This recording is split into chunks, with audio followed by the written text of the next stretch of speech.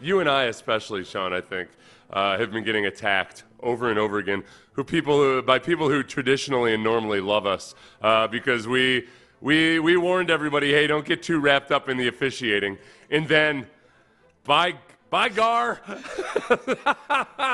I'm like, these people won. They won. I have been under attack nonstop. Me too. By people. I don't mind being hated and despised by various people, but the people who I want to like me are also like angry at me right now. Yeah. But this is the one thing I'd say about this.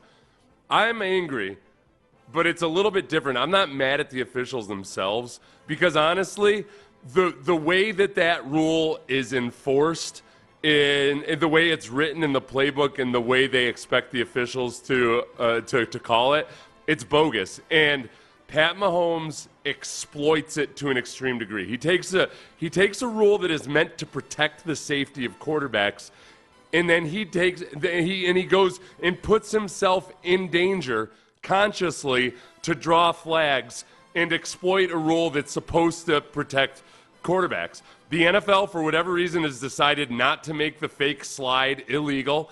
Pat Mahomes is a practitioner of that. And then the NFL basically instructs the officials to, whenever there's any doubt about it at all, throw the flag, and then after that they won't make it reviewable. Mm-hmm. So the second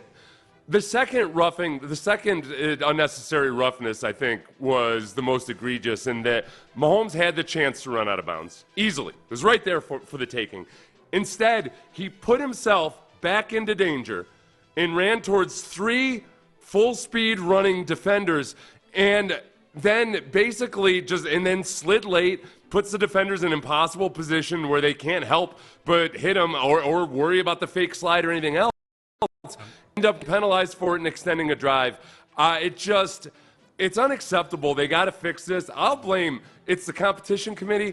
It's Pat Mahomes himself, because it's Bush League bogus crap that he doesn't really need to do. He's damn good enough already. Mm-hmm. And then also, look, it's on the coaches and owners too. Why have you not put more pressure on the competition committee? This is as much on DeMeco and Cal McNair as it is on anybody else here, because they allow this crap to exist. Yeah. There, out of my system. Yeah, no, you're absolutely right. And I think just specific to that Mahomes play, because we're gonna hear from DeMeco on this, Will Anderson Jr. on this in just a second, Troy Aikman on this. Man, Pat Mahomes almost broke Troy Aikman on Saturday afternoon. Like Troy was ready to run down to the field himself and strangle Patrick Mahomes, I think. That specific play, it's not just running. I'm fine with guys that can get out of bounds and running back into danger if they're actually trying to gain yards. You know what I mean? Like, if you're running back in, seeking contact. If you're running back in there and you're putting a shoulder down, or you're actually running like Josh Allen would run back into it. If you're making forward progress, right? Yeah. Like, I have no problem. He's running laterally. I have no problem with a guy not getting out of bounds if he's trying to act like a football player, not like James Harden. You know what I mean? Like right. And then there's the flop later in the game. Like Mahomes is a great player, maybe the greatest player of this particular segment of football that we're in, last 7 or 8 years.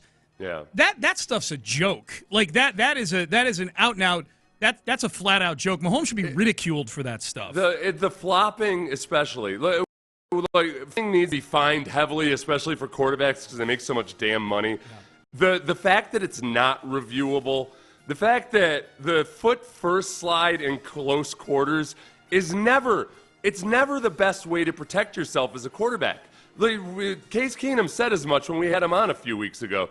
What he tells young guys all the time is, if you're going to slide feet first, you better have room to do it. Because the last thing remaining to hit by any defender, whether he tries to hit you or not, is your head, and it's dumb. Yep. Like, if Pat Mahomes genuinely wanted to avoid contact there, he would have turtled and gone down just to the ground. Yep. And it's so damn un-American. It's just wrong. And was it a factor in the game? Yes. I'm kind of wired to try to not blame officiating, because officiating is like a weather event. It's going to happen. You're going to have bad. This one bothers me because the actual rule and the way it's enforced, not the individual officials themselves. The actual rule itself is bogus. And it's on. I blame Cal McNair and DeMeco Ryans as much as anybody else. Get this crap fixed in the offseason. Peyton Manning used to exploit the rule book all the time. Right. They fixed it. Yes. They changed 2 specific rules because Peyton Manning was dodgy in that manner. As the local face of ownership and coaches, you blame them. I'm just picturing one of them getting in their car and turning on the radio, and they're like, what did I do?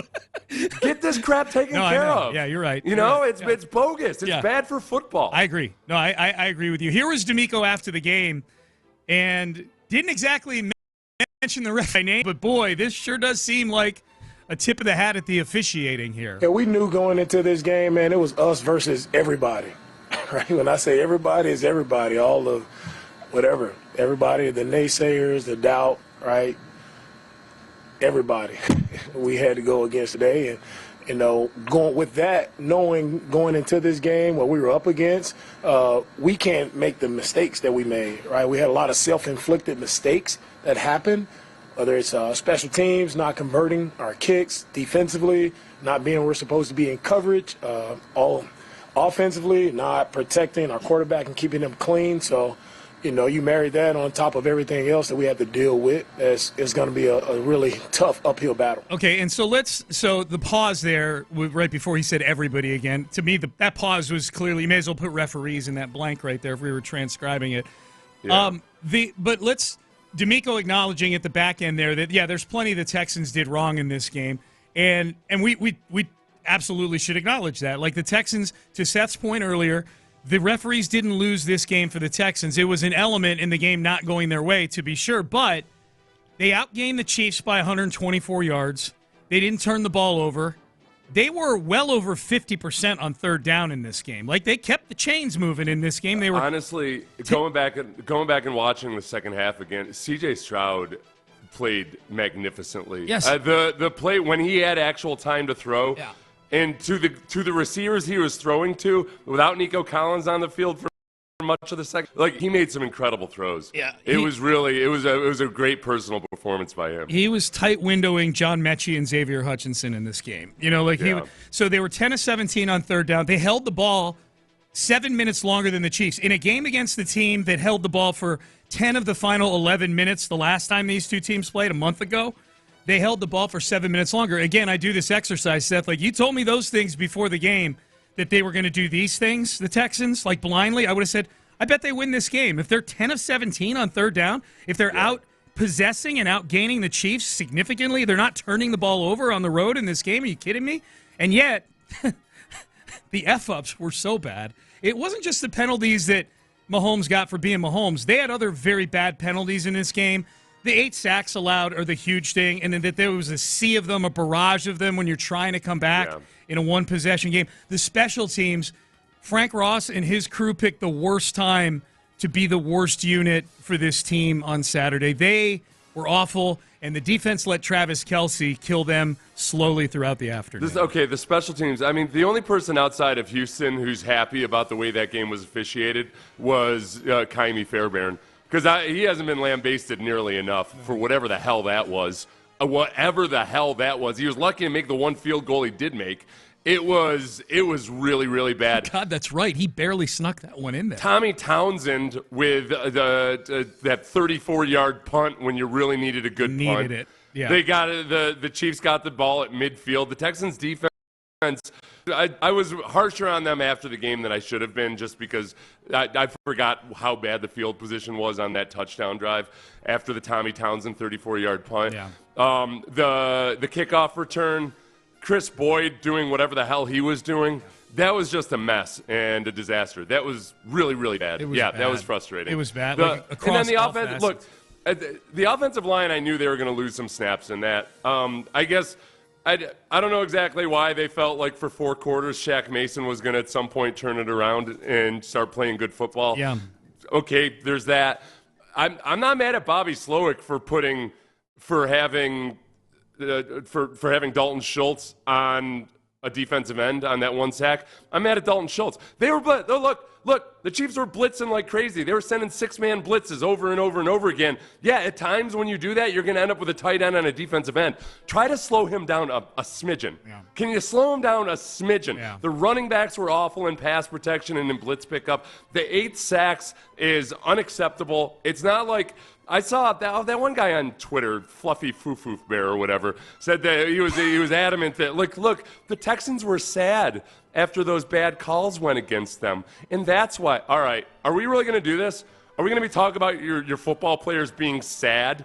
I'm sorry, I didn't realize the offensive line was depressed the entire season, and that's why pass protection was so bad. I didn't realize that Dalton Schultz only pass blocks when he's got the warm fuzzies, and if he's got the cold pricklies, it's not a good day for it. Like, no, they gotta hold up their end of the bargain. The offense just simply wasn't good enough this year. They did some really good things in this game. I thought C.J. Stroud was really good individually. I'll make some excuses for him because the wide receivers, they were banged up enough going into the game. Then Nico Collins is on the field. Maybe according to Floofy Bear, he was on the sideline with melancholy instead of an actual injury. Yeah. Boy, did you see the play that people thought maybe Nico got popped in that game? Like the play that got him that injury in that game? But he got chipped downfield by a linebacker, like popped right in the ribs by a linebacker, yeah.